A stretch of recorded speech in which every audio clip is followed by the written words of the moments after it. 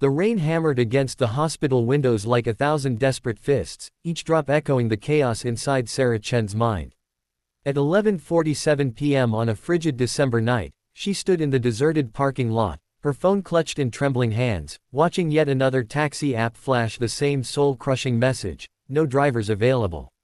Behind her, through those rain-streaked windows, her 7-year-old daughter Emma lay sleeping in a hospital bed, finally stable after 16 hours of emergency surgery. Sarah had promised to bring back Emma's favorite stuffed rabbit, the one they'd forgotten in their panicked rush to the ER that morning, and clean clothes for tomorrow's discharge. But now, stranded 15 miles from home with no car, no available rideshares, and a dead phone battery that had given its last gasp of life, that promise felt impossibly far away. She hadn't eaten since yesterday. Her scrubs from her shift as a pediatric nurse were still speckled with her daughter's blood from when Emma had fallen at school, hitting her head on the playground equipment. The world had narrowed to a pinpoint of exhaustion and desperation. Sarah sank onto a wet bench, letting the rain soak through her thin jacket, and did something she hadn't allowed herself to do through the entire nightmare of the day. She broke down and cried. "Excuse me, are you all right?" The voice cut through the sound of the rain, gentle but concerned. Sarah looked up to see a man in his late 30s, wearing a worn jacket and carrying a small backpack. His face showed the kind of worry that seemed genuine, not intrusive. "I'm sorry to bother you, but I saw you from inside. You look like you might need help." Sarah quickly wiped her eyes, embarrassed. "I'm fine, really. Just trying to book a taxi, but there's nothing available tonight." "It's not your problem." The man glanced at his phone, then back at her. "The storm's got everything backed up. My son just got discharged, broke his arm pretty badly, and I'm about to head home. Where do you need to go?" Something in his voice made Sarah pause.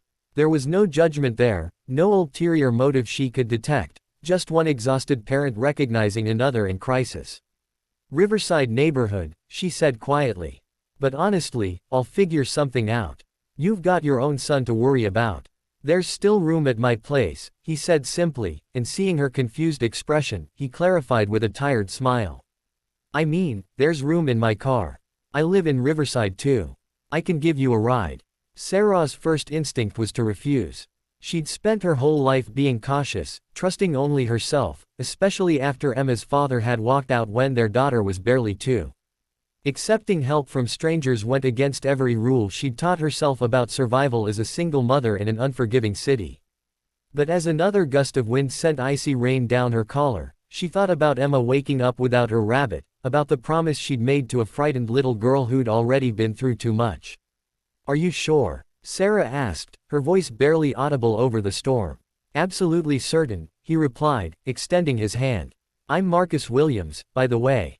Single dad of one very brave 8-year-old named Tyler who's currently convinced his cast makes him a superhero." Despite everything, Sarah found herself smiling. Sarah Chen, single mom of one very brave 7-year-old named Emma who just had emergency surgery today. As they walked toward Marcus's older but well-maintained Honda, Sarah noticed a child's car seat in the back and various superhero stickers decorating the rear window. Tyler sat inside, his arm in a bright blue cast, waving enthusiastically with his good hand. Something about the normalcy of it, the evidence of an ordinary life, of another parent just trying to get through difficult days, made Sarah's guard drop just a fraction. The drive should have been simple, but nothing about that night was. 15 minutes in, they encountered a massive accident blocking the highway, forcing Marcus to navigate through unfamiliar back roads. Tyler started crying that his arm hurt, and without hesitation, Sarah turned around in her seat, slipping into nurse mode. She talked to him in the calm, soothing voice she used with her pediatric patients, teaching him a breathing technique to manage pain, telling him stories about brave kids she'd treated who'd had casts and how each one had decorated theirs differently. "You know what?" Tyler said, his tears subsiding. "You sound just like the nice nurse who helped me today. She had a daughter who got hurt too. She told me about her so I wouldn't feel scared." Sarah's breath caught. What was this nurse's name? "Nurse Rodriguez," Tyler said. "She was really nice." Maria Rodriguez, Sarah's closest friend and colleague, who'd stayed with Emma during those first terrifying hours while Sarah had been unreachable, stuck in her own shift at a different hospital across town. The universe, it seemed, had strange ways of weaving connections. When they finally reached Sarah's apartment building at nearly 1 a.m., she expected Marcus to simply drop her off. Instead, he helped her gather the items she needed, waiting patiently in the car with Tyler while she ran upstairs. But as Sarah came back down, arms full of Emma's rabbit, clothes, and supplies, she found Marcus outside in the rain, helping an elderly neighbor, Mrs. Patterson, whose grocery bags had spilled across the wet sidewalk. "Marcus, you don't have to," Sarah started.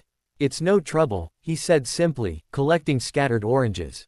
"We've got time." Mrs. Patterson, whom Sarah had known for 3 years as a somewhat cantankerous woman who rarely spoke to anyone, looked at Marcus with tears in her eyes. "Young man, you're the first person who's stopped to help me in I don't know how long. Everyone's always so busy, so wrapped up in their phones." As they got back in the car to return to the hospital, Tyler had fallen asleep, and Sarah found herself talking to Marcus in a way she hadn't talked to anyone in months. He told her about losing his wife to cancer 2 years ago, about learning to braid his daughter's hair from YouTube videos before realizing Tyler was a boy's name and his child was a son, making them both laugh. He spoke about the isolation of single parenthood, the guilt of never feeling like you're enough, the exhaustion of being everything to someone small who depends on you completely. Sarah shared her own story, the abandonment, the financial struggles, the way she'd built walls around herself and Emma because trusting people had only led to disappointment. "I used to believe in community, in people helping each other," she admitted. "But this city can make you hard. It can make you forget that kindness exists." "I think kindness always exists," Marcus said quietly. "We just get so tired and scared that we stop looking for it. And then we stop offering it because we assume no one else will either. It becomes this cycle." When they pulled up to the hospital, Sarah expected a quick goodbye. Instead, Marcus insisted on walking her inside, carrying her bags despite his own exhaustion, despite having his sleeping son to care for. In the elevator, he said something that would stay with Sarah forever. "My wife used to say that we're all just walking each other home. Sometimes the walk is short, sometimes it's longer, but we're not meant to do it alone." Emma was awake when Sarah entered the room, her face lighting up at the sight of her beloved rabbit. "Mommy, you came back. I knew you would, but I was a little scared. I had help," Sarah said, turning to introduce Marcus, but he'd already slipped away, leaving only a note tucked into the bag with his phone number and a simple message, for playdates when they're both healed. Tyler could use a friend. So could I. 3 months later, Sarah stood in Marcus's backyard, watching Emma and Tyler race around with their arms finally free of casts, shrieking with laughter. Around them, a small community had gathered. Mrs. Patterson had brought cookies, Maria Rodriguez and her family had arrived with a potluck dish, and several other single parents from their neighborhood, connected through Marcus's quiet networking, shared food and conversation. It had started with one ride on a rainy night and blossomed into something none of them had quite expected, a chosen family. "Can you believe it started because I couldn't book a taxi?" Sarah said, standing beside Marcus as they watched the children play. Marcus smiled, that same gentle expression from that first night. "I think it started because you were brave enough to accept help. And because sometimes the universe puts people in each other's paths exactly when they need each other most." Sarah thought about all the times she'd refused help, all the walls she'd built, all the connections she'd missed because fear had told her that self-reliance was the only way to survive.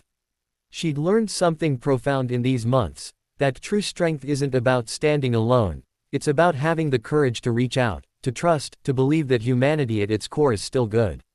As the sun set over the gathering, painting the sky in shades of amber and rose, Emma ran up and hugged both Sarah and Marcus simultaneously. "Tyler says you're my bonus uncle now," she announced to Marcus. "Is that okay?" Marcus's eyes glistened. "That's more than okay, sweetheart. That's perfect. In a world that often feels too big, too fast, and too impersonal, sometimes salvation comes not in grand gestures but in simple questions. Are you all right? And, can I help?" Sometimes it takes the form of a stranger offering a ride in the rain, seeing not a risk but a fellow human in need.